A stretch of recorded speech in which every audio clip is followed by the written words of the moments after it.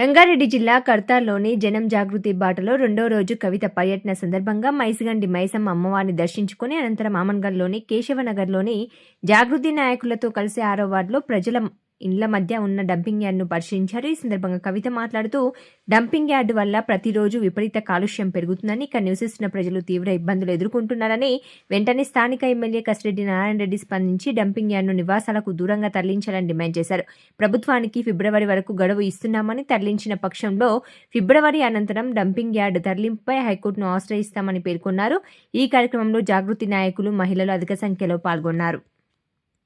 భాగంగా మేము అన్ని జిల్లాలు తిరుగుతూ ఉన్నాం. అందులో భాగంగా ఇవాళ మరి ఆమన్గల్ పట్టణంలో ఉన్నటువంటి గుర్రంగుట్టలో కమల్ నగర్ అనేటటువంటి ఏరియాకు వచ్చినాం. ఇంటి మధ్యలో అన్ని ఇండ్లు ఉన్నాయి, మధ్యలో పెద్ద డంపింగ్ యార్డ్ పెట్టిరు మున్సిపాలిటీ వాళ్ళు. దాదాపు 6 సంవత్సరాలు అవుతుంది. ఈ 6 సంవత్సరాల నుంచి కూడా మరి ఇక్కడ తీసేయమని ఇక్కడ స్థానిక ప్రజలు అనేక సార్లు ధర్నాలు చేసినా, దరఖాస్తులు ఏం చేసినా కూడా పట్టించుకోకుండా మున్సిపల్ వాళ్ళు ఇబ్బంది పడుతున్నటువంటి సందర్భం ఉన్నది. మరి ప్రజలు ఇబ్బంది పడుతున్నారు, ఆరోగ్యాలు పాడైపోతున్నాయని చెప్తున్నారు. పచ్చి బాలింతరాలు కూడా నిన్నగాక మొన్న మరి చనిపోయినట్టుగా చెప్తున్నారు. కాబట్టి ఈ సందర్భంగా నేను ప్రభుత్వాన్ని డిమాండ్ చేసేది ముఖ్యంగా కసిరెడ్డి నారాయణ రెడ్డి గారు, స్థానిక ఎమ్మెల్యే గారు, మీరు శ్రద్ధ పెట్టండి. మీరు ఇక్కడికి రండి, అవసరమైతే వచ్చి చూడండి, చూసి ఇక్కడ ఉండేటటువంటి డంపింగ్ యార్డ్ సమస్యను పరిష్కరించండి. ఎందుకోసం అంటే అప్లికేషన్ ఇస్తే అధికారులు ఎంతసేపు కూడా మరి ఈ అప్లికేషన్ ఎందుకోసం ఇచ్చారు మాకు చెప్పేటోళ్ళు ఎవరు లేదని మాట్లాడుతున్నారు. అదేవిధంగా ఇదివరకు మున్సిపల్ నుంచి 1,20,00,000 రూపాయలు మంజూరై ఒక 8 కిలోమీటర్ల దూరంలో జనావాసాలు లేని దగ్గర స్థలం ఇచ్చినా కూడా అక్కడికి డంపింగ్ యార్డ్ తరలించకుండా ఇక్కడనే కొనసాగించడం అనేది అమానుషం. అందరూ పేద ప్రజలు ఉన్నారు. దాదాపు మేము 1 కిలోమీటర్ నడుచుకుంటూ వచ్చినాం. ప్రతి ఒక్క ఇల్లు కూడా చిన్న ఇల్లు, పేదవాళ్ల ఇల్లు.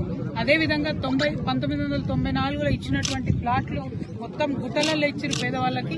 ఆ గుట్టలు కొట్టుకోలేక కూడా మరి ఆ చుట్టుపక్కలనే నివసిస్తున్నారు తప్పితే చాలా ఇబ్బందులలో ఉన్నారు ఇక్కడ ప్రజలు. మరి ఇక్కడ నుంచి కూడా కొమ్మన లేకుండా పొగబెట్టిన విధానంగా నడుస్తున్నది ఈ కథ తప్పితే ఏది ప్రజల కోసం జరుగుతలేదు. ఇది కరెక్ట్ కాదు. ఎమ్మెల్యే గారికి మేము గట్టిగా డిమాండ్ చేస్తా ఉన్నాం. మీరు తక్షణమే ఇక్కడికి రండి, విజిట్ చేయండి, మున్సిపల్ కమిషనర్ పిలిపించుకోండి. ప్రభుత్వం మీదే ఉన్నది.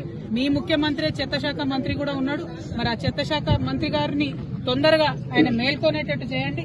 మున్సిపల్ అడ్మినిస్ట్రేషన్ ముఖ్యమంత్రి గారి దగ్గరే ఉంది కాబట్టి కసిరెడ్డి నారాయణ రెడ్డి గారు మీరు వెళ్ళి ముఖ్యమంత్రి గారిని డిమాండ్ చేస్తారా, కమాండ్ చేస్తారా, వీడికి తీసుకొస్తారా, హెలికాప్టర్లో చూపిస్తారా, చేయండి. ఇక్కడ నుంచి మాత్రం డంప్ యార్డ్ తీసేయండి. మీకు కొంత సమయం ఇస్తాం. మా యాత్ర ఫిబ్రవరిలో అయిపోతుంది. ఆ ఫిబ్రవరి అయ్యేదాకా చూస్తాం. లేదంటే మేమే వచ్చి ఇక్కడ డంప్ యార్డ్ ఆక్యుపై చేసుకుని ఇటుకెళ్ళి చెత్త తీసేస్తాం. ఇది మున్సిపల్ జాగా. ఈ మున్సిపల్లో కంపోస్ట్ పెడతామని చెప్పిండు. అది ఎవరికి డిస్టర్బెన్స్ కాకుండా పెడతామని చెప్పిండు. కనీసం ఇక్కడ వేసిన చెత్తను ఏమాత్రం కూడా మరి పర్యావరణం మీద పట్టు లేకుండా రోజు రాత్రి తగలబెడతా ఉన్నారు. విషవాయువులు ప్రజ్వరిల్లుతా ఉన్నాయి. గుట్టలు ప్లాస్టిక్ కనబడుతుంది. మీరు అట్లా మంట పెట్టిపోతే ఆ ప్లాస్టిక్ వాయువుతోని క్యాన్సర్లు వస్తాయి, రకరకాల రోగాలు వస్తాయి. ఆ మాత్రం కూడా శ్రద్ధ లేకుండా ప్రభుత్వం ఇది చేయడం కరెక్ట్ కాదు.